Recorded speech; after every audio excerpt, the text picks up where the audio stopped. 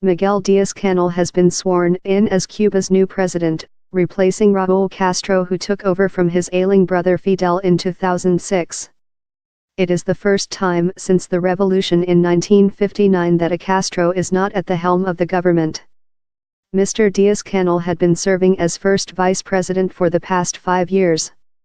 Even though Mr. Díaz-Canel was born after the revolution, he is a staunch ally of Raúl Castro and is not expected to make any radical changes. There was no room in Cuba for those who strive for the restoration of capitalism, he said in his inaugural address. He was elected by the members of the National Assembly, all 605 of whom were voted in March after standing unopposed. Mr. Castro is expected to continue wielding considerable political influence in his role as the leader of Cuba's ruling Communist Party. Cuba's new president, Miguel Díaz-Canel, entered the chamber alongside the outgoing president, Raúl Castro. The moment captured the image of political continuity the Cuban government has been keen to stress, an ordered handover of power from one generation to the next. There was a small surprise, a single dissenting vote to Díaz-Canel's nomination as president, as he was confirmed by just % of the vote. Still, he had the one and only ballot he really needed, Raúl Castro's. In his inaugural speech, Mr. Díaz-Canel said that his mandate was to ensure the continuity of the Cuban Revolution at a key historic moment, and assured the members of the National Assembly that the revolution continues its course. He said that Cuba's foreign policy would remain unaltered and that any necessary changes would be decided by the Cuban people.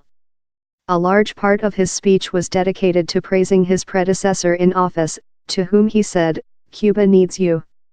This prompted the more than 600 National Assembly members to rise to their feet and give the 86-year-old former leader a standing ovation.